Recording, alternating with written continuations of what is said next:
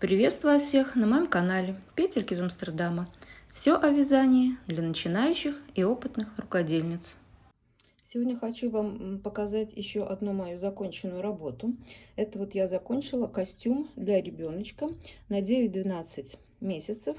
Это, значит, кардиган с капюшончиком и брючки. Значит, на этот кардиган у меня уже есть мастер-класс на канале в двух частях, поэтому кому интересно, я оставлю ссылки в описании. А сегодня мы будем с вами вместе вязать вот такие брючки. Брючки тоже к этому кардигану в комплект, да, тоже на ребеночка 9-12 месяцев. Значит, обхват здесь талии, то есть по бедрам у меня получилось 54 сантиметра, талия здесь поменьше, и вот здесь резиночка, чтобы хорошо держался штанишки на талии. Длина по боковому шву 42 сантиметра, и до месяца с ластовицы от пояса 17 сантиметров. Это высота сидения, так называемая, да? Значит, вот такие штанишки. Ушло мне на них примерно 250 грамм шерсти. Это итальянская пряжа, вот такая. Вот еще моток у меня остался. Значит, здесь, что у нас здесь? 50% лана Virginia Merino и 50% микрофибры. И в 100 граммах 200 метров. Значит, еще раз повторяю, на эти брючки у меня ушло 250 грамм, а на кардиган 300 грамм. Значит, в общей сложности на весь костюм, ну, 550-600 грамм пряжи. Вот, ну вот это вкратце все, что я хотела вам рассказать по вступительной части. И сейчас, кому интересно, пожалуйста, переходите к моему мастер-классу. Вяжите, сегодня мы начнем вязать такие брючки. А кто хочет вязать и кардиганчик, есть мастер-класс, уже есть на моем канале. Я оставлю ссылочку. Так что давайте, приятного вам просмотра. Сегодня мы с вами начнем вязать штанишки в комплект вот к этому кардиганчику, да. Я хотела всегда сделать, чтобы был костюмчик. И вот кардиган у меня уже готов. И теперь мы с вами будем вязать штанишки. Кто это хочет, пожалуйста, смотрите мое видео. Итак, что нам, значит, надо для этого? Ну, во-первых, пряжа, да, я буду использовать такую же, как я вязала кардиган. Это у меня итальянская пряжа, значит, 50% лана Virginia Merino и 50% микрофибры, да. Значит, в 100 граммах 200 метров. Мне нужны также спицы размером 3,5 миллиметра и 4 миллиметра. И плюс крючок. Ну, маркеры там в дальнейшем, наверное, понадобятся. Но это как бы в процессе я буду говорить, что еще нам понадобится. Так, вязать я буду на размер 9-12 сантиметров, то есть сантиметров, 9-12 месяцев. Это вот тот же размер, на который я вязала кардиган. Значит, у меня вот есть такая схема размерчиков, да, вот я буду использовать это 80 сантиметров, то примерно 9-12 месяцев. Дальше вот это 12-15 и так дальше, в зависимости от роста ребенка, да. Значит, вы можете посмотреть, если вам этот размер мой немножко не подходит, надо поменьше или побольше, вот, пожалуйста, возьмите в таблице свои размеры. Я, значит, чтобы какие размеры мне понадобятся, это обхват талии 51 сантиметр, обхват бедер 54 сантиметра, длина брючек и высота шага без пояса. Вот эти 4 размера я буду использовать. Значит, я у себя пишу. Значит, у меня обхват талии 51 сантиметр, обхват бедер 54 сантиметра. Теперь нам надо рассчитать с вами плотность вязания. Чтобы начать вязать, надо рассчитать плотность вязания. Для этого надо связать, естественно, образец. Вот образец у меня уже был связан, потому что я вязала такой же для кардигана. Значит, связан он спицами 4 миллиметра. Вот узор. Это узор из коллекции Брунелло Кучинелли. В этом сезоне он очень популярный. И я говорила, что я хочу его использовать для детских вещей. Сначала я буду начинать с резинкой 1 на 1 и хочу провязать 8 сантиметров, довольно длинную резиночку, чтобы вот на животике у ребенка эти брючки не сползали и было тоже очень комфортно. Потом я свяжу кулисочку 2 сантиметра.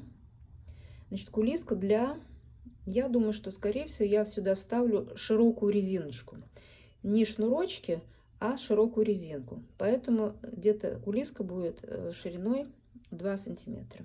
И потом дальше будем продолжать брюки вязать вот таким вот основным. Поэтому для того, чтобы вы могли начать вместе со мной вязать, пожалуйста, свяжите образец. Ссылку на узор я оставлю в описании. Значит, свяжите образец и рассчитайте свою плотность вязания. Моя плотность вязания в 10 сантиметрах 25 петель. Значит, в 1 сантиметре 2,5 петельки. Теперь дальше. Я рассчитываю, сколько петель мне надо набрать для талии. 51 сантиметр на 2,5, 127 петель. Так как я буду вязать резинкой 1 на 1, это количество должно быть, естественно, четным, плюс 1 петелька на закрытие ряда. Вот у меня получается 126 четная, плюс 1, 127 петель. Ну и сразу я рассчитала количество петель для бедер. Это будет у меня на 8 петель больше, 135 петель. Но это потом. Сначала мы должны начинать с нашей резинки. И мы набираем, правильно здесь написала, 127 петель сначала. 127 петель. Берем спицы меньшего размера. Вот у меня спицы 3,5 размера. Значит, я хочу набирать вот этот верх петельки итальянским способом, но без дополнительной ниточки, да. Если вы хотите, если вам этот способ не хотите его, можно считать вам трудноватый или вы считаете его некрасивым, вы можете набрать эти петельки самым доступным для вас способом и соединить их в круг. И мы будем вязать по кругу резинку 8 сантиметров. Как я набираю, я вам сейчас покажу, да? Для этого я беру свои ниточки. Где тут у них начало? Так, вот начало. И, значит, я должна оставить вот этот хвостик. Смотрите, примерно, вот если мне надо набрать 127 петель, я условно считаю, что это 1,27 м, и умножаю на 1,5. Значит, где-то около 2 метров мне надо оставить вот этот хвостик, чтобы мне хватило для набора петель. Значит, что я делаю? Вот я возьму просто тут и отмерю 2 метра.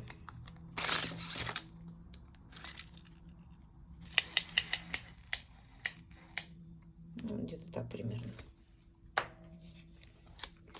Потом, значит, что мне еще понадобится? Мне понадобится еще... Так, еще мне понадобится такая вот большая спица со стопором на конце, такой же толщины, как я буду вязать резиночкой. Вот у меня 3,5 миллиметра. Так, берем нашу ниточку. Значит, на большой палец хвостик идет, который у нас свободный, вот это 2 метра. На указательный идет хвостик, который от клубка. Вот, и мы здесь так эти ниточки зажимаем. Теперь я беру спицу, вставляю вот сюда и делаю поворот против часовой стрелки. Вот 1 петелька у меня уже здесь есть. Теперь как мы набираем петли? Первая петля. Нитка от большого пальца вниз завожу, захватываю на от указательной. Вот у меня первая петля здесь. Вторая петля, наоборот, от указательного завожу на большой. Вот это вторая петля. Теперь опять это 3 от указательного, 4. Итак, мы должны набрать с вами 100, значит, у меня это 127 петель. Вот это здесь немножко придерживайте и набирайте свое количество петель. Так, вот я набрала петельки на свою спицу, кроме одной последней. Вот у меня здесь сейчас 126 петель, и последнюю петлю я набираю как обычно. Вот видите, вот так. Раз, два, три. Это чтобы зафиксировать. Вот у меня сейчас на ниточке 120, то есть на спице 127 петель моих. Хвостик вот у меня немножко остался даже длинненький, но это лучше, чем потом пришлось бы переделать. Значит, теперь мы разворачиваемся. Здесь примерно так вот ровненько эти мои петельки распределяем, чтобы они не были перевернуты, да? Ровненько их так я все ставлю. Все, теперь мы берем наши круговые спицы, которыми я буду вязать, и мы начинаем. Значит, первую петельку я провяжу, чтобы закрепить Вот, первую петельку я провязала. Теперь дальше мы смотрим. Вот у нас вторая петля очень похожа, вот видите, как бы на изнаночную. Вот ее мы переснимем и нитку перед работой. Следующая похожа на лицевую. Мы ее провязываем лицевой. Потом изнаночную переснимаем, нить перед работой. Лицевую провязываем. Изнаночную переснимаем, лицевую провязываем. И так мы с вами вяжем до конца ряда. Вот первый ряд я провязала, да. И если вы все правильно посчитали, так как и у меня, значит, не считая здесь кромочным, мы первую вязали изнаночной. Значит, закончить мы должны были на лицевой. У меня так и получается. Последняя у меня лицевая. Теперь мы переходим в вязание способом Magic Loop. Для этого, вот видите, у меня все петельки на круговых спицах. Примерно вот здесь где-то посерединке я разделяю, потом уже точно определим середину, но сейчас просто примерно, да, и вытаскиваю здесь лесочку, чтобы у меня петельки были и там на спицах. Так.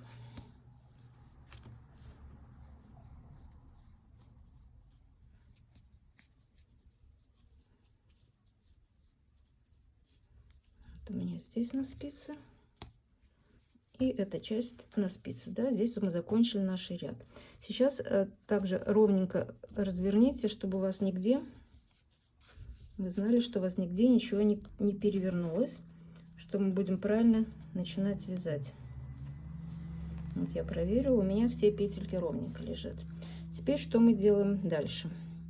Вот здесь вот у нас была вот эта наша первая кромочная петля, которую мы набирали излишек, да.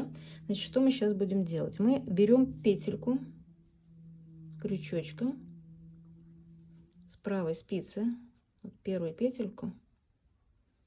Нет, неправильно. Мы же будем сейчас вязать в эту сторону.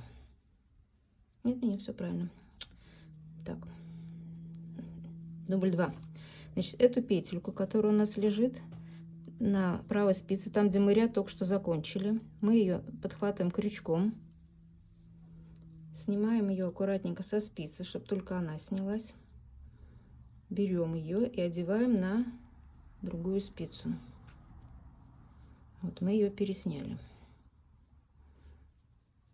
подтянули. Теперь первую петлю, которая у нас была кромочная, мы через нее протягиваем вот эту петельку, которую мы только что пересняли. Вот. И ее потом переснятую одеваем назад. Все, мы наш круг замкнули.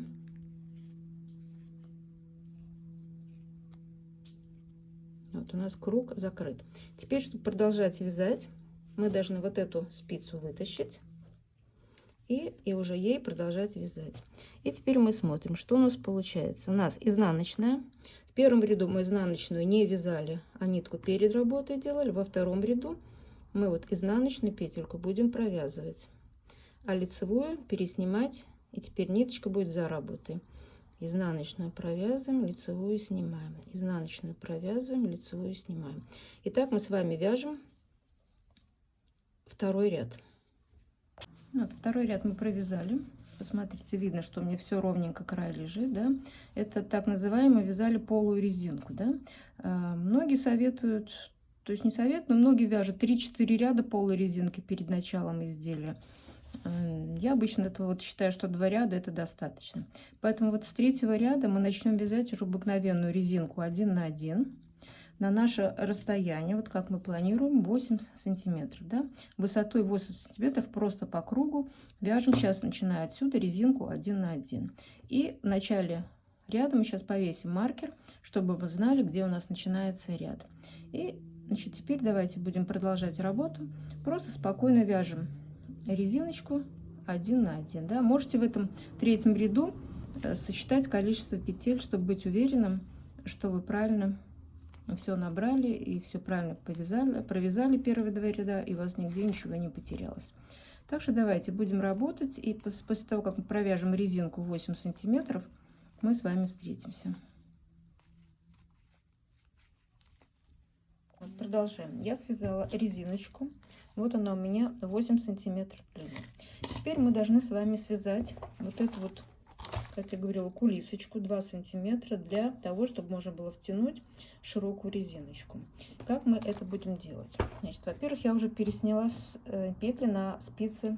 Это у меня 4 миллиметра. Так как у меня легко, я просто их скручиваю, да? Если у вас нет таких возможностей, вы просто сейчас в процессе вязания берете вторую пару спиц и просто начинаете вязать уже спицами нужного нам размера. Теперь нам понадобится еще дополнительная пара спиц. Просто она не будет для вязания, на нее будем переснимать петельки. Как мы это будем делать? Сейчас я вам покажу. И второе. Вот смотрите, когда мы рассчитывали количество петель с вами, да, вот у меня на талии было 127 петель, а по бедрам 135 петель. Значит, разница у нас 8 петель. Вот эти 8 петель мы сейчас должны будем добавить сразу в первом ряду. Теперь смотрю, у меня на спицах 126 петель, это по расчету. Чтобы добавить 8, я должна разделить на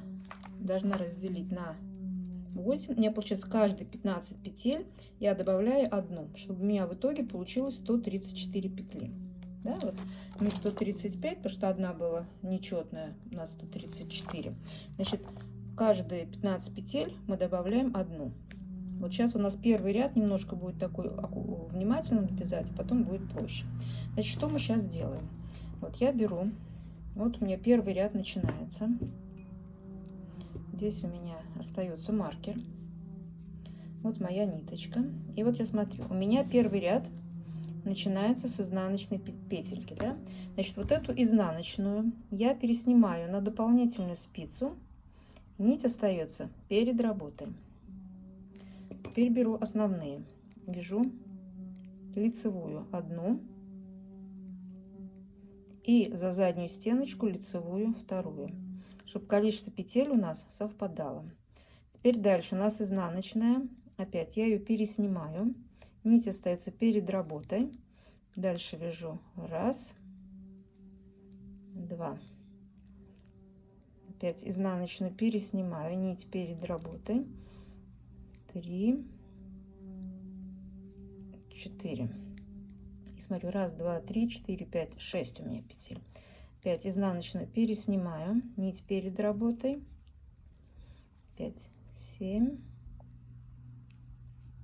8. 5 изнаночную снимаю, нить перед работой и провязываю 9, 10. 5 изнаночная снимаю нить перед работой и провязываю 2 петельки из лицевой. Мы сейчас вот это наше вязание как бы разделяем на 2 части, чтобы мы могли кулисочку вязать двойную. Поэтому очень внимательно вот эти петельки не теряйте, да, вот опять. Значит, что у нас здесь дальше? Теперь у меня лицевая 1, за заднюю стеночку 2. Опять переснимаю изнаночную, нить перед работой. И здесь у меня 1, 2, 3, 4, 5, 6, 7, 8, 9, 10, 11, 12. Опять 1 за переднюю стеночку, 1 за заднюю, 13, 14. Снимаю изнаночную. И вот здесь у меня получается 15, 16. И вот одну, то, что я сказала, дополнительно я еще сделаю из протяжки. Одену протяжку и вот ее перекручено, провяжу еще одну лицевую. Вот я добавила еще одну лицевую из 8, которую мы должны были добавлять, да? Значит, дальше идем. Изнаночную я снимаю и начинаю новый отсчет. У меня опять 1, 2. Изнаночную снимаю, нить перед работой. 5, 3, 4. 5 изнаночную снимаю, нить перед работой. 5, 6 и так дальше. Мы должны закончить этот ряд, полностью переснять изнаночные будут у нас сзади, впереди будут у нас лицевые, и плюс 8 петель мы должны добавить. Вот одну я уже добавила, показала, через 15 следующую, и так вот на протяжении всего круга я добавлю еще 8 петель. И в конце у нас должно быть по лицевому ряду у нас должно быть на спице 134 петли. Значит, вы свяжете первый ряд и проверьте, у вас получилось 134 петли, чтобы мы ничего не потеряли. Ну вот этот ряд я провязала, вот у меня все лицевые петельки. Сзади на дополнительной паре спиц у меня все изнаночные петельки, да, и пусть они пока там лежат, они нам пока не нужны. Сейчас мы должны связать с вами кулиску на высоту 2 сантиметра. Я думаю, что это, ну, я думаю, рядов 6 это будет. Сейчас я свяжу 6 рядов, и там посмотрим. Первый ряд я уже провязала, и вяжем сейчас 6 рядов, то есть еще 5 рядов просто лицевой гладью по кругу, все время лицевыми петельками. Вот я провязала эту кулиску, значит, по лицевой стороне, да, и даже связала 5 рядов. 6 рядов будет многовато. 5 рядов я провязала этой резиночкой. Теперь мы пока вот эти наши спицы основные, мы их спокойно откладываем и возвращаемся к спицам, которые у нас снизу.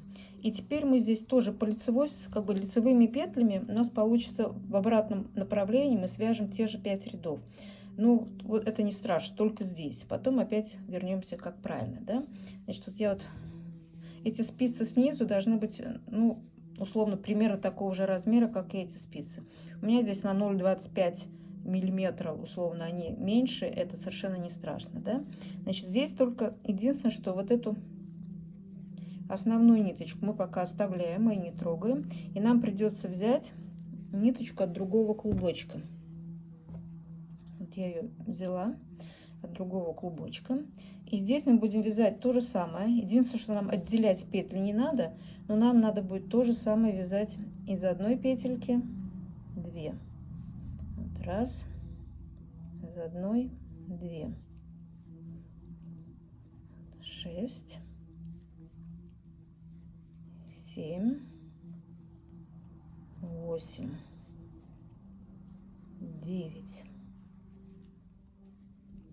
10, 11, 12, 13, 14. Раз, два, три, 4, 5, 6, 7, 8, 9, 10, 11, 12, 13, 14, 15, 16, 17, 19. И я немножко перешла, но не страшно, да? Вы не забывайте, что надо добавить еще 8 петель. Значит, каждые 8 петель, то есть каждые 15 петель надо добавлять еще одну петельку. И вот эту я петельку делаю из протяжки. Я ее добавила. Итак, мы заканчиваем вот этот круг. Раз лицевой будет, потом второй круг без ничего. И когда она будет третий, мы с вами встретимся. Ну вот, я провязала 2 ряда уже по изнаночке на стороне. Вот вторую часть это наши кулиски. Теперь смотрим. Вот я смотрю как бы по лицу, да, вот наша работа по лицу. Вот здесь у нас начало ряда, и по лицу в начале ряда это у нас сначала спинка будет. Значит, по изнаночной стороне вот здесь это тоже будет спинка. И вот здесь я повесила маркер посередине половины, да, повесила маркер. В этом месте мы сделаем с вами, закроем несколько петель, чтобы мы могли потом всунуть резиночку. Значит, что это получается? Мы сейчас вяжем с вами третий ряд. Это сейчас с изнанки у нас наоборот здесь будет как бы перед, да? Вот я провяжу перед, дойду до маркера. Маркер у меня посерединке, поэтому не доходя условно 3 петли до маркера, мы с вами встретим. Значит, сейчас я вяжу вот этот ряд еще, это третий ряд, и 3 петельки, не доходя до маркера, мы с вами встретимся. Вот, третий ряд. Я подошла к маркеру, где мы с вами будем делать отверстие, прорезь, для того, чтобы можно было потом сунуть резиночку. Это, как говорю, на изнаночной стороне нашей кулиски. Значит, как мы это делаем? Вот я одну провязала, раз, два, и первую протягиваю. Это мы одну петельку закрыли, вторую петельку закрыли,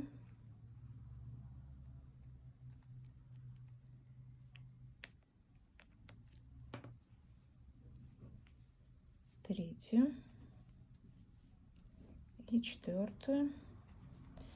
И я думаю, 4 петельки нам будет достаточно. И дальше мы продолжаем ряд до конца. Это наш третий ряд.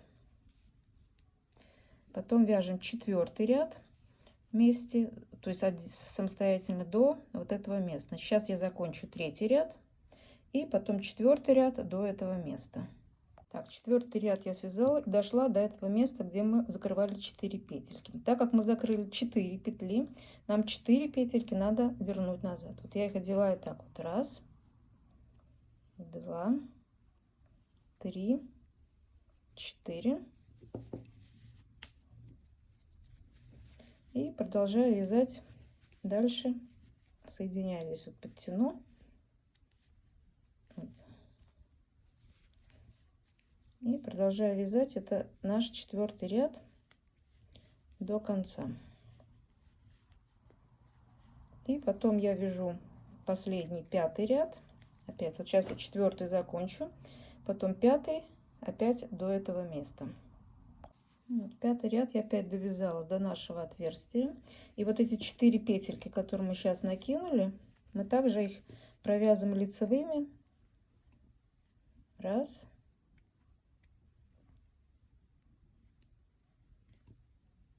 Два.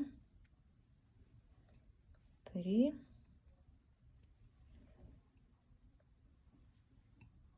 4. И заканчиваем наш последний пятый ряд по изнаночной стороне вот этой нашей кулисочки. И потом мы будем уже опять соединять нашу кулисочку вместе. Я вам покажу, как это делать. Сейчас вот я довязываю пятый ряд до конца. Ну вот смотрите, я вернулась опять. Вот это лицевая часть моей работы, да. Вот эта кулисочка получилась. С изнаночной стороны, видите, здесь дырочка у нас для резиночки, чтобы мы могли вставить. И сейчас мы вот эти петельки все, вот задняя часть кулиски на одной паре спиц, передняя часть кулиски на другой паре спиц, мы сейчас будем с вами их опять соединять. Значит, вот этот клубочек, которым мы вязали изнаночную часть кулиски, дополнительный клубочек, его можно обрезать, он нам больше не нужен. И мы будем продолжать работать опять от основного нашего клубочка. Значит, как мы это будем делать? Вот эти ниточки можно спрятать в серединку, которые нам не нужны. Значит, я беру спицы. Вот одна спица и вторая спица. Вот это условно у нас изнаночная часть. Вот это лицевая часть. И вот попарно я вот соединяю 2 спицы, беру ниточку от нашего клубочка. И что я делаю? Я беру лицевую одну петельку с одной спицы и здесь с другой. Здесь она смотрится как изнаночная, да, потому что это с изнаночной стороны. И провязываю их вместе. И снимаю. Первая пара. Опять вторые 2 пары. Опять вместе лицевой. И снимаю. Третья пара. Опять снимаю. Четвертая пара. Опять снимаю. И вот так мы должны соединить все наши петельки по кругу, да. Если вы правильно посчитали, у вас количество петель должно быть одинаково и на одной паре спиц, и на другой паре спиц. Значит, давайте вот сейчас мы этот ряд закончим с вами, и потом будем продолжать работу дальше.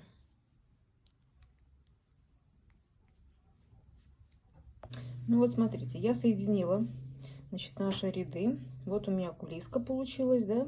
Сюда можно будет потом ставить резиночку. Все понятно. И многие меня спросят, наверное, или задастся таким вопросом, зачем так много сложностей вот с этой кулиской. Можно было просто вязать, скажем, условно, ложную петлевку, и получился бы двойной у нас. Но если бы мы вязали просто ложной петлевкой, там, где бы мы соединяли наши ряды, вот, не получился бы туннель. Вот здесь бы не было полого места, и некуда было бы ставить резинку. Поэтому вот это решение, которое я нашла, это теперь возможность ставить резинку. Теперь дальше. Значит, что мы будем дальше делать? Вы понимаете, что вот штанишки, вот эта резиночка, вот здесь будет, то есть, ну, резинка связанная, здесь будет резиночка по талии, я потом вставлю ее, да, и нам надо вязать дальше наше тело штанишек, но вы понимаете, что по спинке штанишки должны быть всегда немножко выше, вот скажем так, за счет того, что, ну это у всех, даже в взрослых размерах, вот, длинная часть, задняя часть брюк, она всегда выше, чем передняя часть. Это, значит, для того, чтобы у нас у всех, извините, попка, и для нее нужен больше объем. А для ребенка тем более, потому что он будет носить памперсы еще, и поэтому вот это место должно быть на спинке, сзади штанишек, должно быть подлиннее. Поэтому мы должны вязать сейчас еще росточек, да? Значит, я неправильно показала. Это у меня вот сейчас спинка. Там, где я начинаю вязать, это у меня спинка. Значит, вот я поставила маркеры. Это середина. Боковые швы. Значит, с одной стороны боковой шов будет, ну, он шва не будет, но как бы боковая часть брюк. И вот начало ряда тоже вторая боковая часть брюк. Здесь посерединке это середина задней части. И второй маркер середина передней части. Значит, как я разделила? У меня всего на спицах 134 петли. Если разделить пополам, это получается по 67 петель. Но я сделала на спинке 68 петель, а впереди 66 петель. Спинку чуть-чуть, она у меня пошире будет. И, ну, как бы так пошире, и ладно, да, на 2 петли, мне так удобнее. Значит, что такое росточек теперь, да? Вот мы, вы понимаете, вот эта часть брюк, с меня художник не очень, да, но вот эта передняя часть брюк, а задняя, она должна быть чуть-чуть повыше. И вот эта вот часть, за счет вот это, которую мы должны связать, это будет росток. Вот сейчас вот этот росточек мы сейчас с вами свяжем. Как он вяжется? Значит, я сказала, у меня сейчас на спинке 68 петель.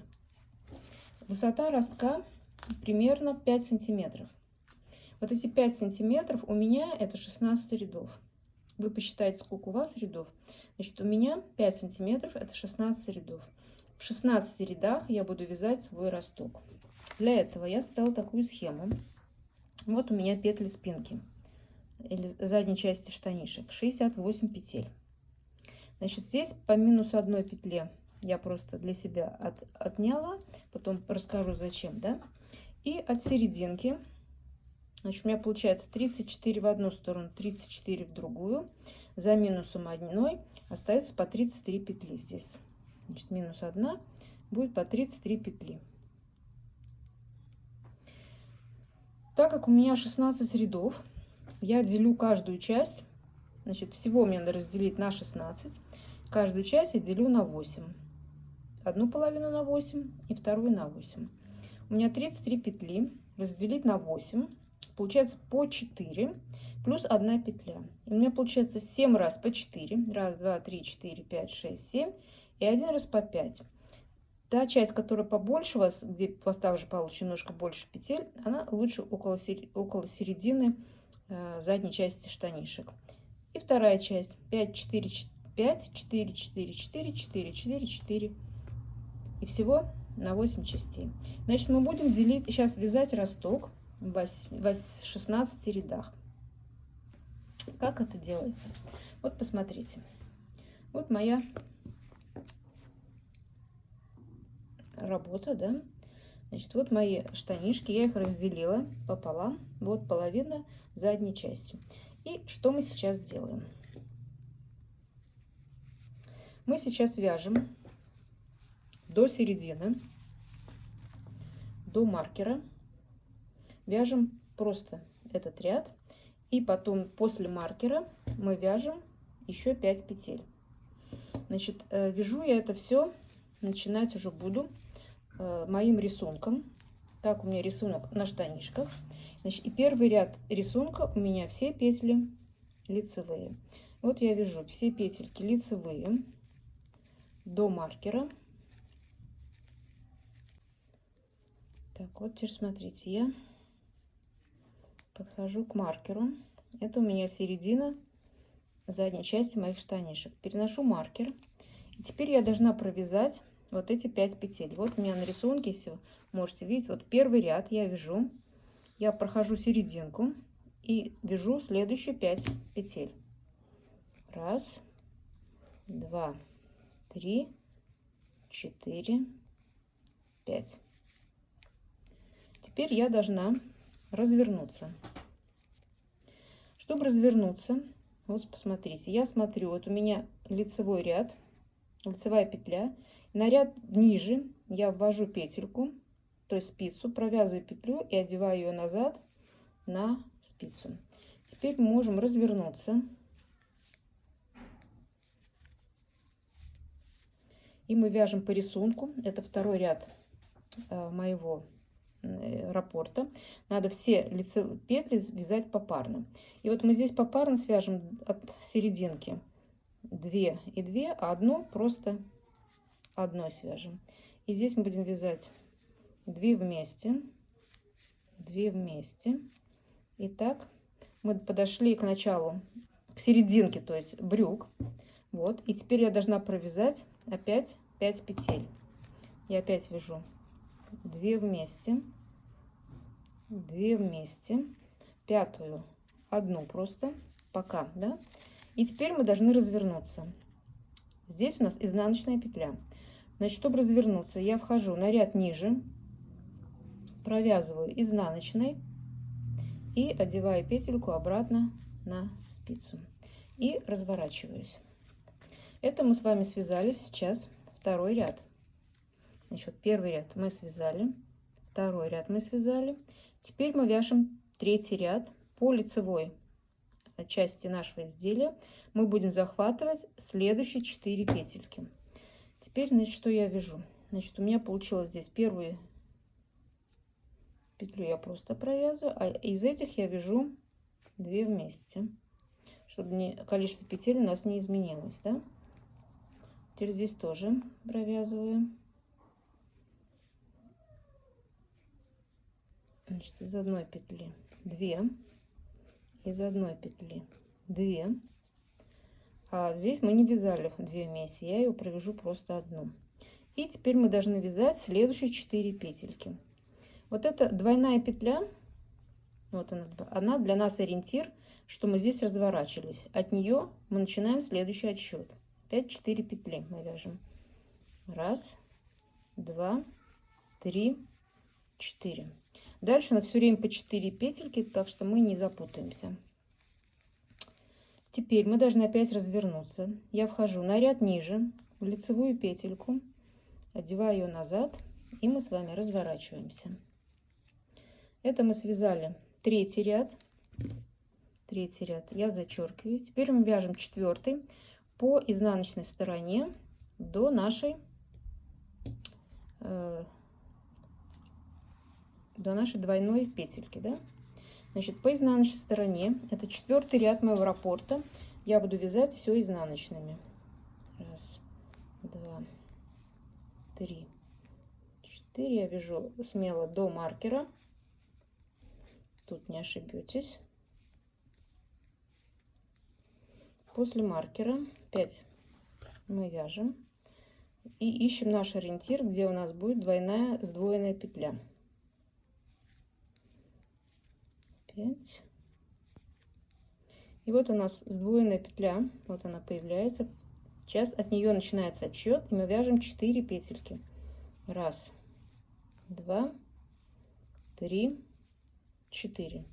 И мы разворачиваемся. Опять на ряд ниже провязываю изнаночную и одеваю ее назад. И мы разворачиваемся. Вот мы связали 4 ряд. Мы это сделали и сделали. Вот 4 ряд. Теперь вяжем 5 ряд. 5 ряд, учитывая наш рисунок, под 5 ряд мы вяжем все лицевыми.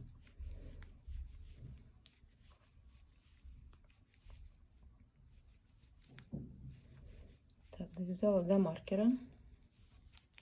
И теперь я вяжу дальше лицевыми петлями. Мы ищем нашу сдвоенную петельку. Вот я вяжу.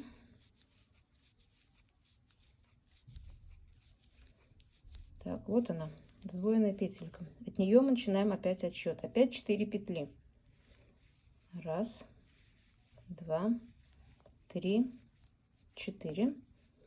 Пятую мы вводим на ряд ниже, провязываем лицевой, и мы можем разворачиваться. Так, это мы связали с вами 5-й ряд. Вот я его зачеркиваю. Теперь мы вяжем 6-й по изнанке. Опять мы вяжем смело до маркера и дальше током. Сейчас мы должны вязать по 2 петельки вместе, и поэтому это надо будет считать от маркера. Вот пара, пара, пара, пара, пара, пара, и одна остается непарная. Или подождите. 2, да, правильно, от маркера я считаю. Значит, 2, 2, 2, 2, 2, 2 и одна остается непарная. Значит, первую непарную я провязываю просто лицевой, а потом начинаю вязать по 2 вместе.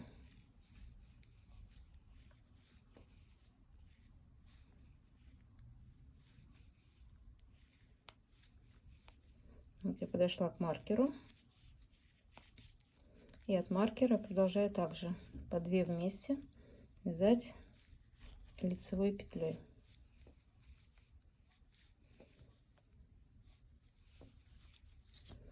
И вот мы подошли опять, наша двойная петля, и одна остается до нее. Значит, вот эту до нее нет. И теперь мы вводим ее, мы сейчас должны после этой петельки провязать еще 4. Значит, это будет первая, но ее я также провяжу сейчас 2 вместе. Значит, раз, петля мы захватили, 3, 2, 3, и 4 у нас непарная. Вот я ее провязываю просто лицевой. И мы разворачиваемся на ряд ниже, изнаночная петелька, провязываю, так, и разворачиваюсь. Значит, это мы с вами провязали сейчас 6-й ряд. Теперь мы вяжем 7-й ряд. 7-й ряд — это 2-й ряд по нашему рисунку. Я должна вязать из одной петли 2. Первая у нас была непарная, поэтому я просто лицевую провяжу, а дальше мы начинаем с вами по 2 вместе. То есть из одной провязывать 2. Из одной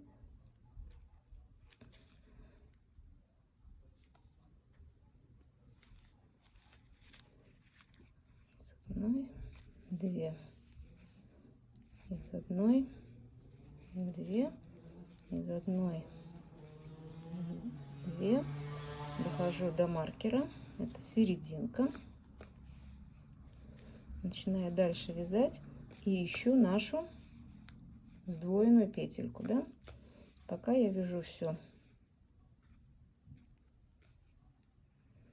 из одной 2, из одной 2,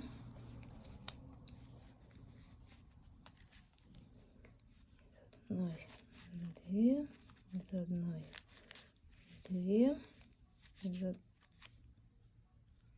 здесь у меня одинарная, я ее просто провязываю. И теперь мы что видим? Следующие 4 петельки мы берем.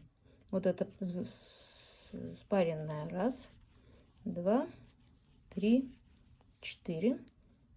Здесь мы разворачиваемся, значит, на ряд ниже и одеваю назад. Это мы с вами связали 7-й ряд. Итак, мы продолжаем, пока мы не закончим наш полностью росток. Сейчас 8-й ряд, 9, 10 и соблюдая рисунок. Я думаю, тут все было понятно. Пожалуйста, сами продолжите и закончим наш росток.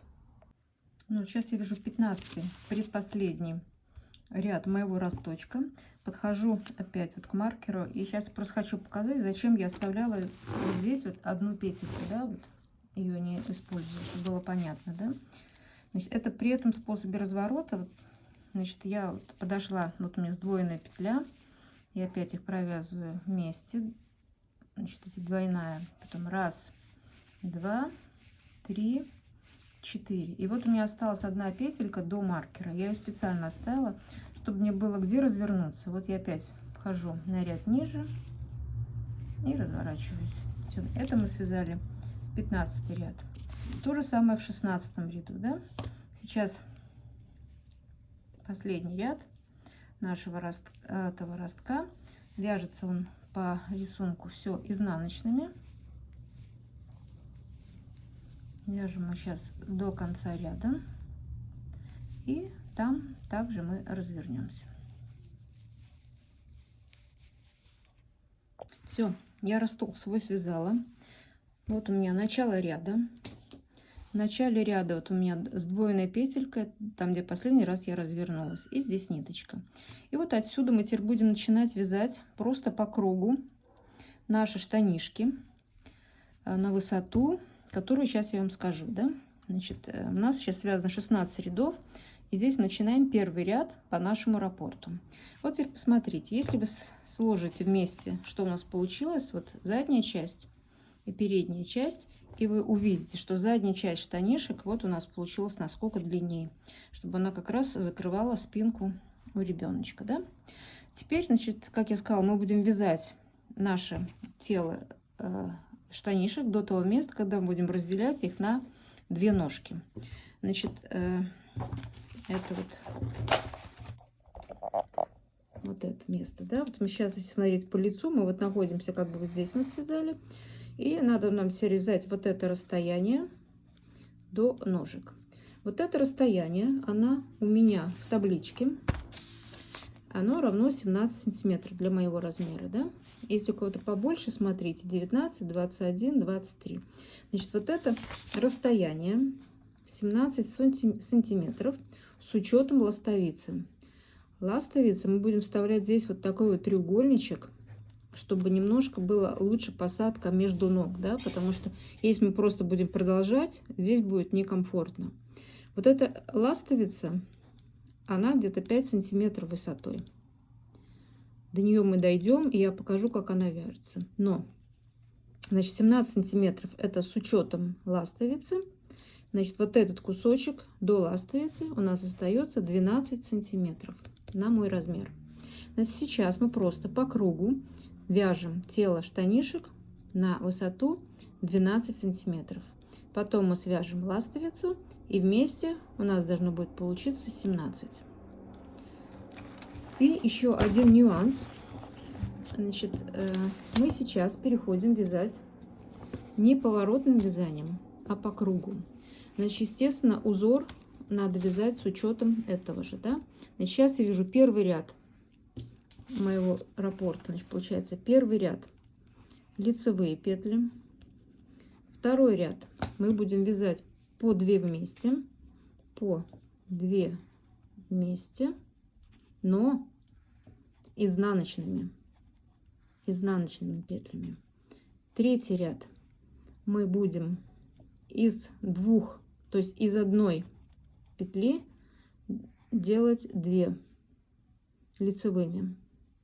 И четвертый ряд у нас тоже будет лицевой. Вот это раппорт с учетом вязания по кругу. Значит, сейчас мы спокойно начинаем вязать и вяжем по кругу наше тело штанишек на высоту 12 сантиметров. Ну вот смотрите, я довязала свои штанишки. Вот у меня от пояса получается 12 сантиметров. Теперь мы переходим к вывязыванию ластовицы. Вот такой вот клинышек здесь вот между ножек, чтобы штанишки удобнее сидели. Значит, вот как это смотрится, да? Вот мы 12 сантиметров с вами провязали. И теперь нам надо провязать еще 5 сантиметров вот с этой ластовицей, да? Значит, ширина ластовицы вот здесь я возьму 8 петель. А высоту мои 5 сантиметров это примерно 16 рядов. Я потом померю, но 16 рядов точно. Значит, мне надо прибавлять 8 петель. С каждой стороны я буду прибавлять по одной. Значит, 4 раза мне надо прибавить по 2 петельки. И вот в 16 рядах 4 раза. Значит, в каждом 4-м ряду. Значит, я в 1-м ряду прибавлю 2, в 5-м прибавлю 2, в 9-м прибавлю 2 и в 13-м прибавлю 2. И всего провяжу 16 рядов. Это будет как спереди, так и сзади одно и то же, да? Значит, вот у меня здесь помечена серединка, это у меня серединка переда. Значит, ее надо сделать так, чтобы посерединке осталось 2 петельки. Вот я, значит, на одну петельку влево иду и на одну петельку вправо иду. Вот у меня здесь 2 петли посерединке. То же самое мы сделаем с вами на спинке. Вот тут у меня маркер серединка. Я его сдвину на одну петельку влево. И вот здесь мне тоже нужен маркер, но мне что-то тут не хватает больше маркеров. Значит, сейчас.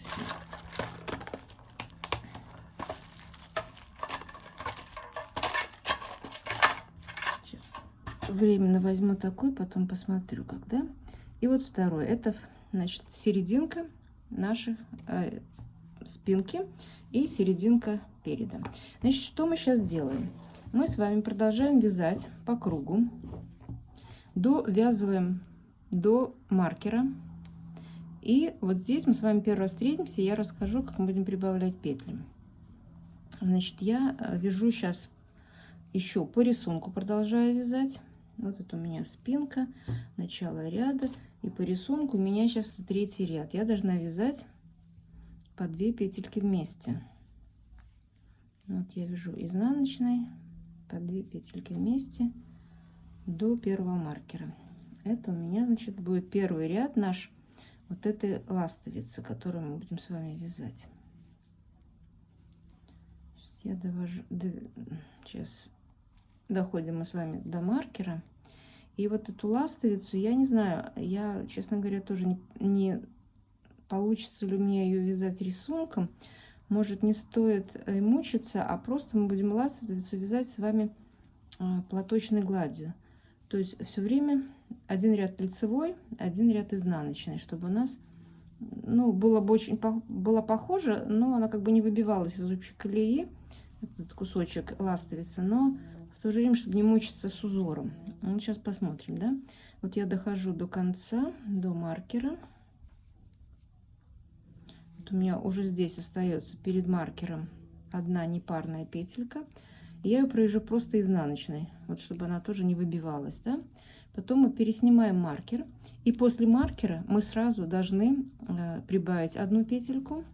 И так как мы сейчас вяжем этот ряд изнаночными петлями, я вот возьму, накину, вот видите, одну петельку из лицевой, вот как бы я делаю ее, накину, и ее же провяжу изнаночной. Вот раз мы добавили, потом эти 2 серединные мы тоже провяжем изнаночными, и отсюда из этой лицевой сейчас тоже провяжу еще одну изнаночную. Вот у меня сейчас посерединке 4 петли. Переходим дальше. И, значит, по рисунку, вы понимаете, у меня осталась здесь одна петля опять. Я ее провязываю как изнаночной. И потом дальше продолжаю вязать по парам, по 2 вместе. Весь наш ряд до конца. Не до конца, опять мы сейчас вот пройдем до следующей нашей ластовицы, которая же будет у нас по переду. Вот давайте сейчас я вот это все довяжу опять до маркеров для ластовицы, да? Вот смотрите, я подошла теперь опять к серединке переда, где мы тоже будем начинать вязать ластовицу, да? И вот смотрите, опять я парные провязываю изнаночные. Опять у меня одна осталась непарная, я ее просто провяжу изнаночной. Теперь вот эта ластовица, где нам надо добавить петельки. Значит, я одну вот просто стеночку ниже стоящего ряда накидываю на спицу, его провязываю лицевой, потом петельку саму лицевую, то есть изнаночной, вторую изнаночной, и здесь мы опять накидываем и провязываем тоже изнаночной. У нас 4 петли посередине уже добавилось, они все изнаночные. Теперь переходим дальше. И по рисунку мы смотрим. У нас опять одна непарная. Я ее просто изнаночной провязываю. И потом дальше продолжаю вязать по парам. И так мы с вами сейчас закончим первый ряд.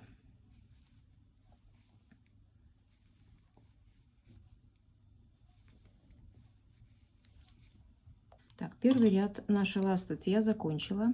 Вот я его вычеркиваю единичком. Теперь мы вяжем второй ряд. Нам прибавлять ничего не надо. В третьем тоже ничего не надо. И в четвертом ничего не надо. Будем прибавлять только в пятом. Единственное, сейчас я вот хочу немножко показать. Вот мы сейчас подойдем к ластовице, да, чтобы вы не запутались, чтобы не вывязывали лишних петель. Нам сейчас надо из двух, то есть из одной петельки изнаночной, мы вывязываем 2. Это в том случае, если мы изнаночную вязали из 2 лицевых, да, вот попарно то, что мы делали. Но вы помните, что у нас перед ластовица, одна петелька была непарная, да, вот сейчас мы до нее дойдем, я покажу, чтобы не было непоняток, да. Значит, пока мы еще свяжем из каждой петельки 2 лицевых.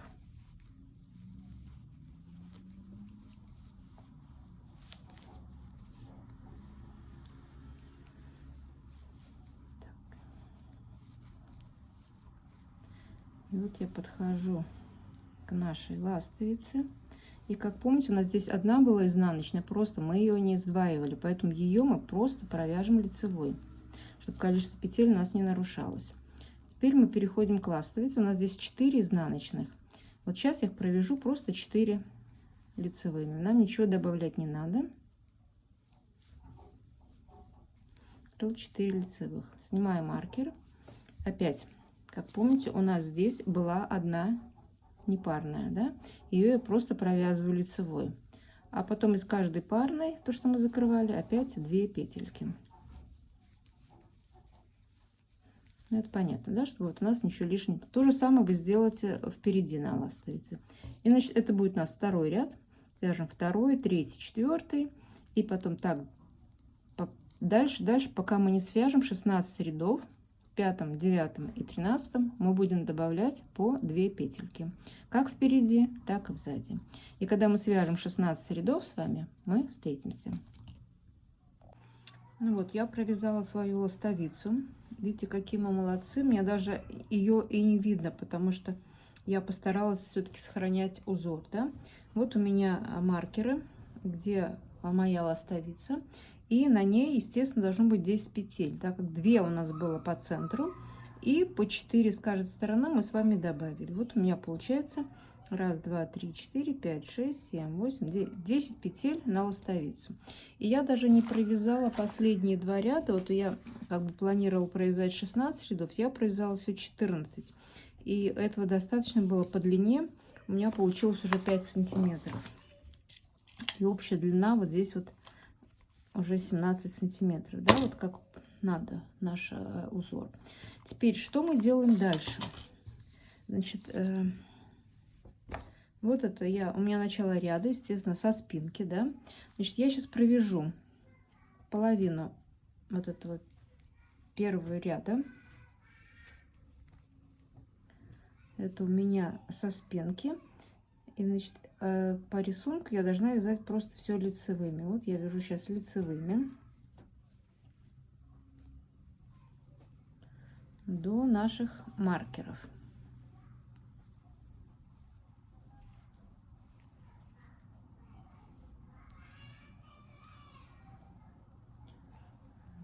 Несложно. Главное, вы соблюдайте рисунок тоже. Если кто вяжет таким же рисунком, как я, очень важно не забывать, да. Вот у меня сейчас вот один ряд и второй ряд просто лицевые. Ну, как бы просто, если сейчас переходить, переснимать. Значит, вот я сейчас довязываю до маркера, до петель нашей ластовицы. Вот, значит, после маркера начинается 10 петель. Это петельки нашей ластовицы. Мы ее переснимаем на ниточку. Вот я в иголку вдела контрастную ниточку. И вот эти 10 петель я переснимаю просто на ниточку.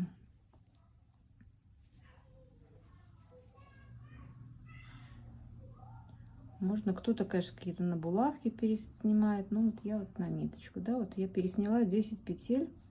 Это моя ластовица. Я перенесла ее на ниточку. И завязываю здесь узелок, чтобы эти петельки у меня не убежали. Теперь дальше, что мы должны сделать? Дальше вот у меня вот идут петли до следующего маркера на ластовице. Это петли моей ножки. Значит, вот эти петли, я сейчас пока их тоже не буду работать с ними, я их тоже пересниму на спицу. То есть извините, не на спицу, а ниточку вдену в иголку. И вот эти петли, это у меня второй ножки. Значит, они от ластовицы до ластовицы получается. Вот их тоже надо все переснять.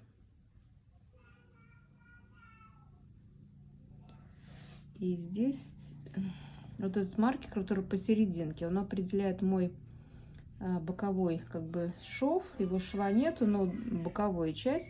Я его пока тоже оставлю на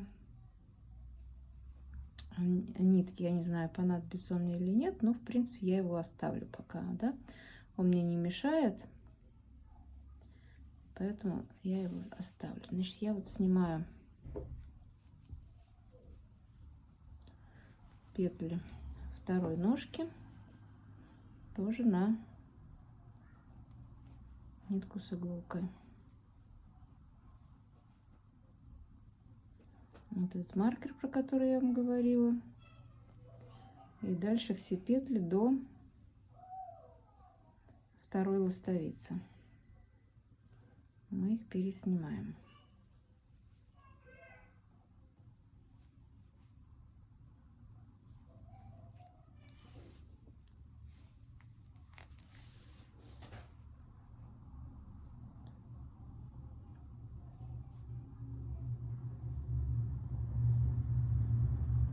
Вот я подхожу к маркеру,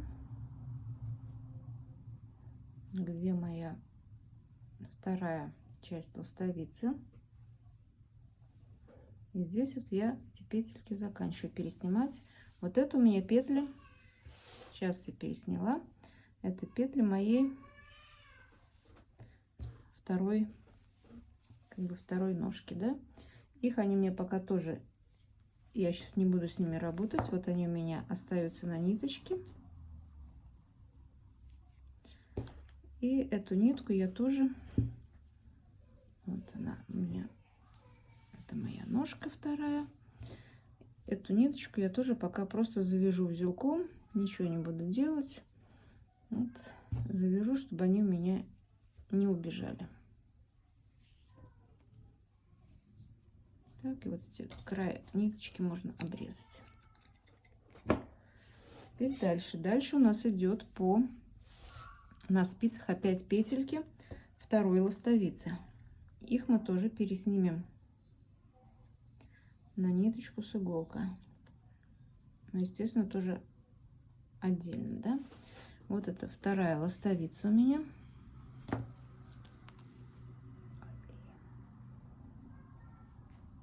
Тут у меня 10 петель должно быть. Раз, два, три, 4, 5, 6, 7, 8, 9 и 10. У меня тут случилась проблема, вот спица убежала, но ничего. Я сейчас вот эти ластовицу, вторую петельки ластовицы я сейчас тоже свяжу. И теперь у меня на спицах должны остаться только петли нашей второй ножки. Так, ну вот смотрите, да, значит, вот это у меня здесь справа, это у меня петля одной штанины. Здесь вот слева на спицах у меня остались петли еще одной штанинки. И посерединке у меня осталось вот здесь 10 петель, это петли ластовицы. И здесь 10 петель, петли ластовицы. Теперь что мы делаем? Вот первый ряд, не первый, ну да, первый ряд, вот как бы я уже здесь провязала перед тем, как снимать петельки. И теперь что я делаю? Значит, первый ряд у меня тоже был лицевой.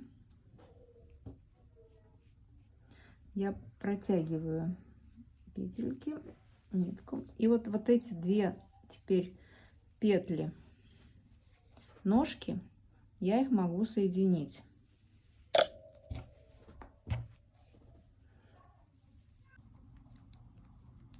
Так, все, заканчиваю. Все, вот я его провязала.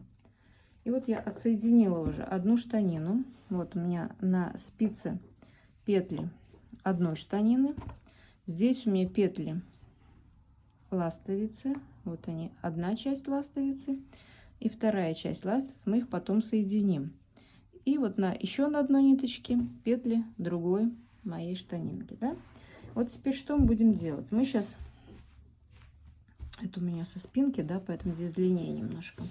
Мы сейчас вот по кругу вот эту мою вторую штанинку Сейчас померим ее ширину, сколько она у нас получилась.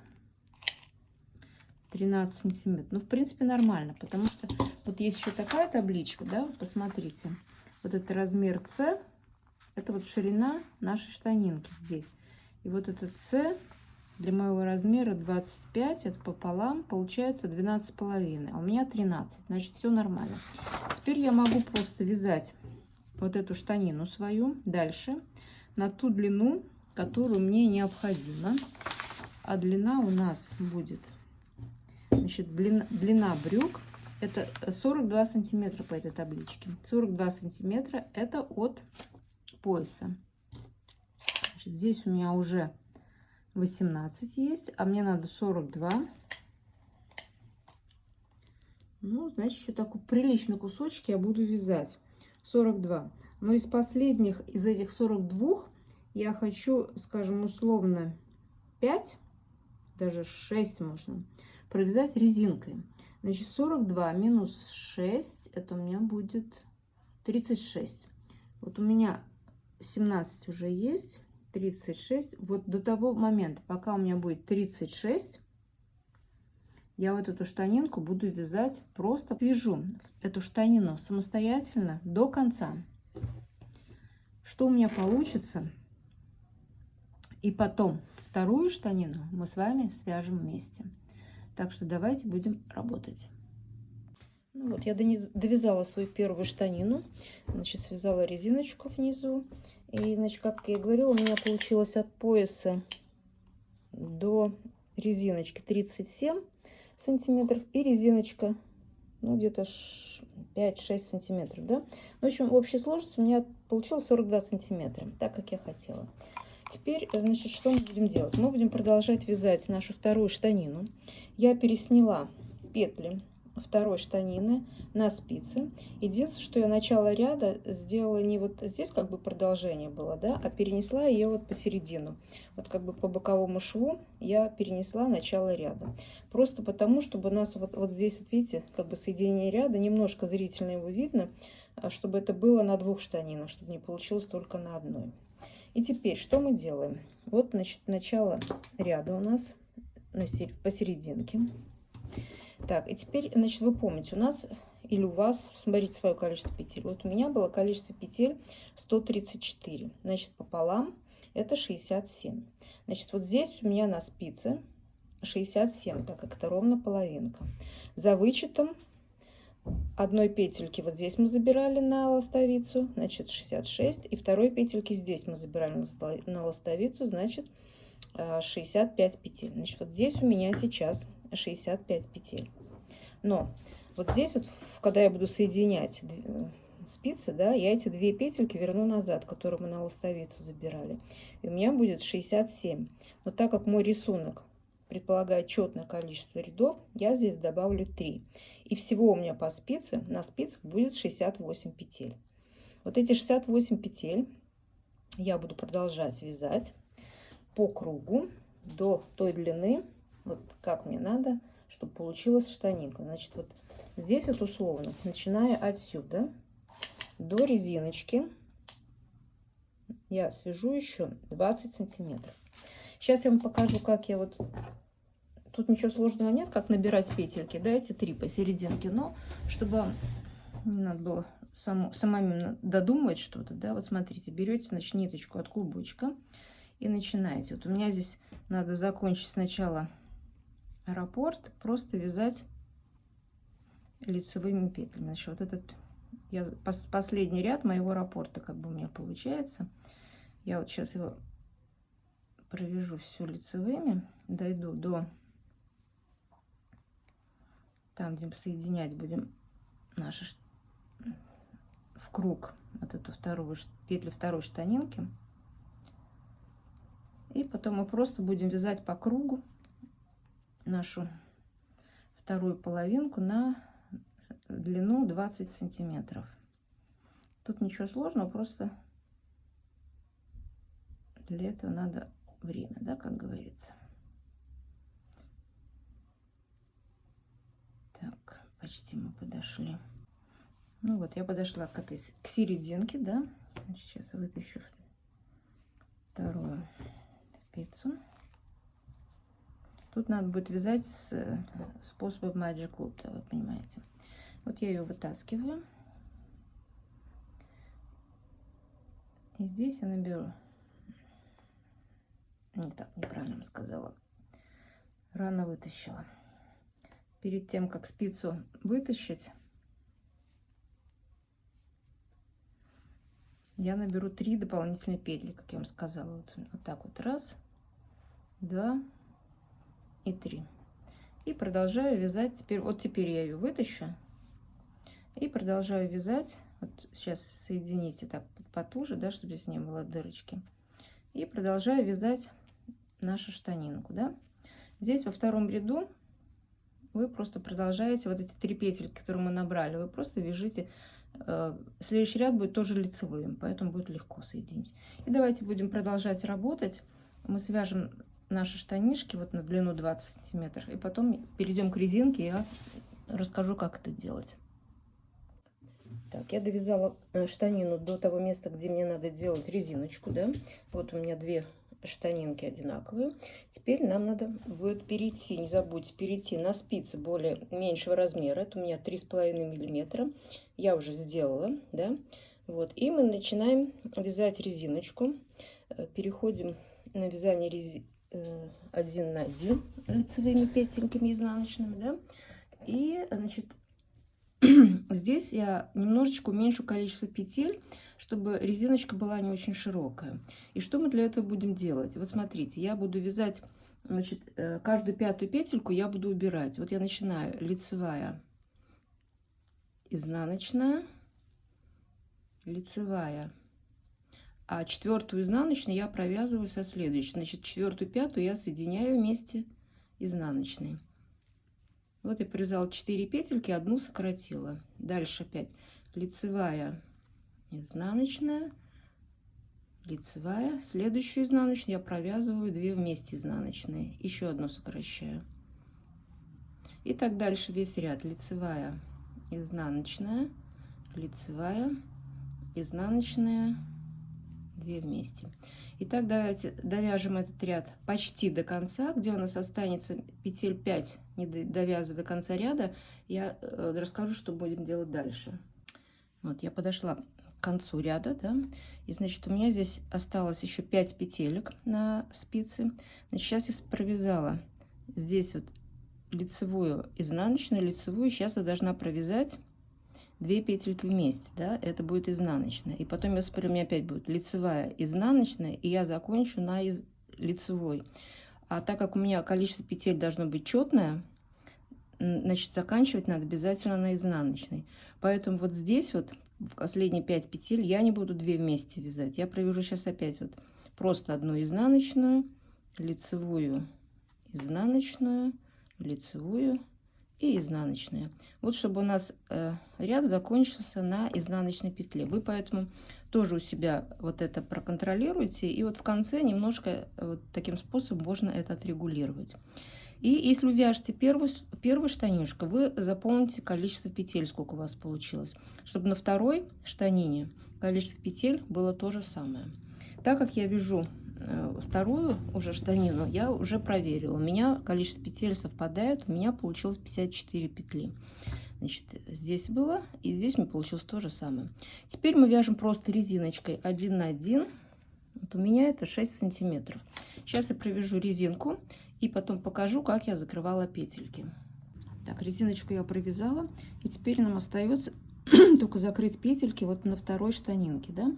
Значит, закрывать петли вы как хотите. Можно самым обыкновенным способом, можно способом нитки с иголочкой, кто владеет им.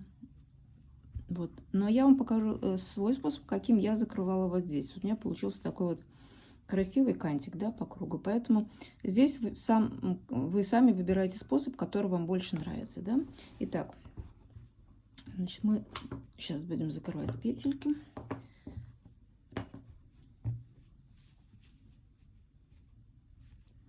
Итак, первая петля у меня лицевая, я ее провязываю лицевую. Вторая у меня изнаночная. Я делала накид на себя, провязываю изнаночную. Потом вот этот накид одеваю на изнаночную и протягиваю потом еще через первую петельку. Вот одну петлю закрыла. Следующая у меня лицевая. Я накид делаю от себя, провязываю лицевую петельку, и потом вот этот накид нам тоже надо накинуть сюда через лицевую. Но вот по лицу это делать неудобно, поэтому переходим на изнанку, подхватываю вот этот накид, протягиваю петельку и через первую. Вот мы закрыли 2 петли уже. Сейчас попробуем, может, немножко поближе показать еще разик, да? Значит, опять смотрим.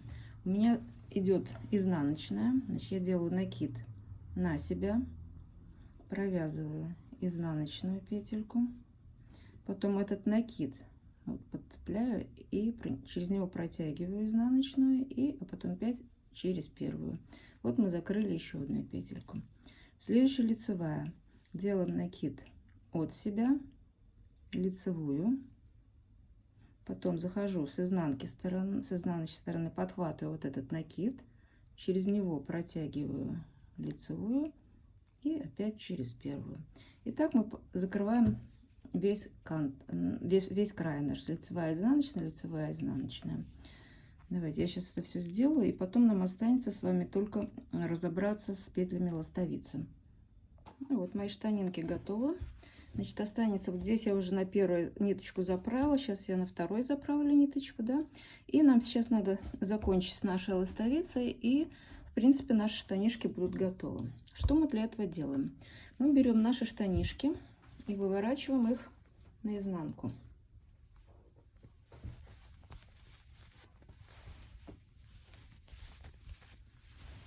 Так, теперь смотрим наши петли ластовицы, да. Вот я их уже пересняла на спицы на изнаночной стороне. Вот на одной спице у меня петли условно задней части штанишек 10 петель, 1, 2, 3, 4, 5, 6, 7, 8, 9, 10 петель, а на другой спице у меня 1, 2, 3, 4, 5, 6, 7, 8, 9, тоже 10 петель передней части штанишек, да. И теперь нам надо эти петельки как-то соединить, чтобы закрыть нашу вот эту ластовицу, да, посерединке. Но вот смотрите, сейчас я покажу вам. Вот мы когда вот начинали вязать, ну, вот нашу штанину продолжали, да, мы здесь с вами по кругу набирали по 3 петли с одной стороны и 3 петельки с другой стороны. Здесь мы сейчас должны сделать то же самое, чтобы у нас не было дырочки. Значит, мы должны набрать одну петельку здесь, одну посерединке, вторую здесь. Вот 3 петли с одной стороны, и то же самое, вот 3 петли у нас получается, вот так вот, чтобы было видно, с другой стороны, да, тоже вот посерединке одну. И вот здесь набирать я буду самым, ну, как у вас получается. Вот я, скажем, спица вот у меня есть, вот, значит, одна петелька,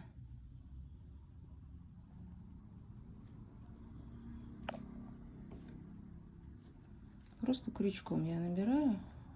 Вот. Одна петелька я набрала,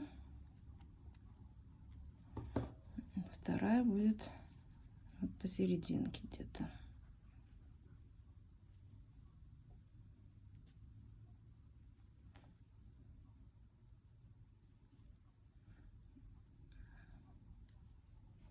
Вторая. Значит, здесь я 2 набрала, и теперь у меня одна будет на эту спицу. Здесь я повешу маркер, чтобы как бы начало ряда. Вот у нас потом, чтобы количество петель было одинаково на спицах. Здесь будет с этой стороны 1, зато с этой стороны будет 2, да, чтобы было ровненько. Теперь, значит, на эту спицу я сказала, мне надо повесить еще одну петельку.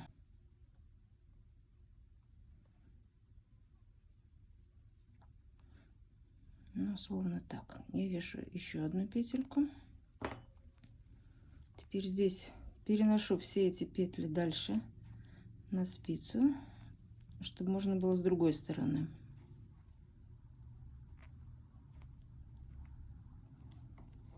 Так, и здесь мы сейчас сделаем то же самое, да.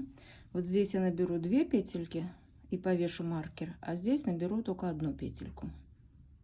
Вот я добрала эти петельки. Теперь у нас на каждой спице по 13 петель, да. 10 была наша ластовица, и по 3 мы набрали с каждой стороны вот на штанинке, да. Значит, теперь что мы делаем? Мы берем опять нашу ниточку. Вот у меня условно начало ряда, да. И я сейчас провяжу один ряд просто лицевыми петлями по кругу. Мы просто по ластовице один ряд провяжем, да. Вот если где-то петля у вас, видите, вот у меня такая большая получилась, то ее можно вот провязать скрещенной, чтобы не было дырочки. И вот я провязываю 13 петель у меня на одной спице и 13 петель на другой спице.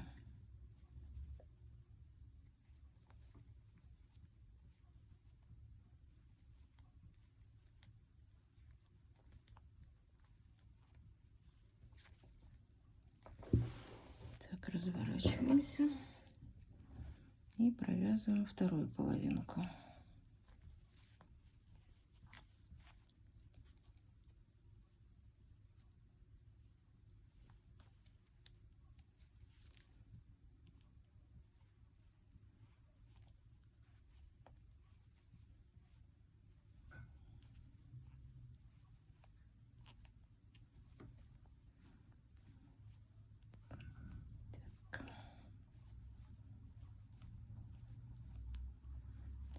Провязала. Теперь опять разворачиваюсь. И что мы будем делать дальше с вами? Дальше мы сейчас закроем все петельки попарно, да? То есть соединим петли нашей ластовицы. Значит,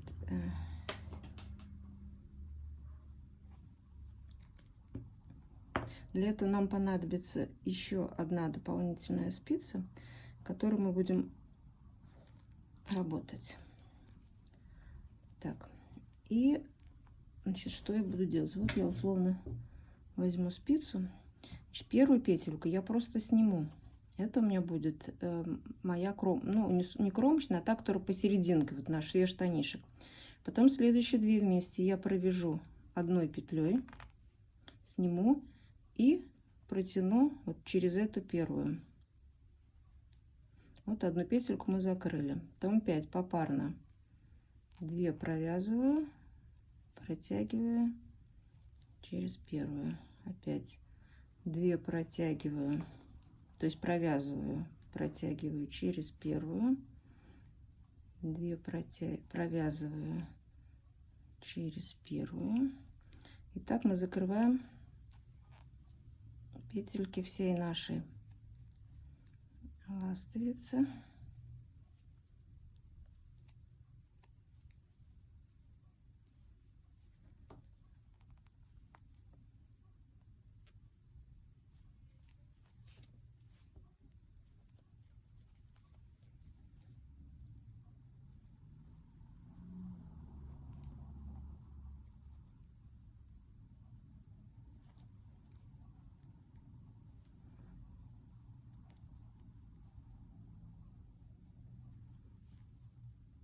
И у нас на одной спице должна остаться на одну петельку больше та петля, которая вот в начале она у нас была одна посередине, вот наш шве штанишек, да, и вот вторая у нас тоже, она будет сейчас здесь.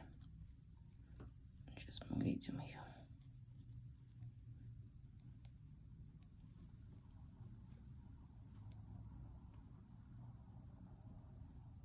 Ну, вот она одна осталась, как бы непарная, да. Вот я ее просто сейчас провяжу и тоже закроем. Все. Мы закрыли нашу швы нашей ластовицы. Вот она, это с изнанки. И сейчас посмотрим. Я пока ниточку не обрываю, на всякий случай. Посмотрим, что у нас получилось с лица. Выворачиваем наши штанишки. И вот смотрим, вот видите, вот наша ластовица. Все, она здесь закрыта, нигде ничего не видно. Видите, как красиво получилось. Все, теперь вот эту ниточку я тоже смогу обрезать. И вот наши штанишки готово. Останется постирать. И потом вот здесь вот в наш шов, где у нас резиночка, вот где мы оставляли с вами прорезь, вставим широкую резинку. Здесь желательно, конечно, поставить черную, да, чтобы она вот здесь где-то через, ну, не проскальзывала белая резинка. Вот и все. И наши штанишки вот в комплект к этому моему кардиганчику готовы. Вот у нас с вами получился такой красивый костюмчик. Поэтому вот на сегодня все. Кому понравилась моя работа, пожалуйста, ставьте лайки, оставляйте комментарии. Я отвечу с удовольствием на все ваши вопросы. Мне очень важно знать ваше мнение. Я вязала, конечно, в свое удовольствие, для своего внука, но также и для вас, чтобы вы тоже могли связать что-то похожее для своих маленьких детишек. А на сегодня все. Пока-пока. С вами была Светлана.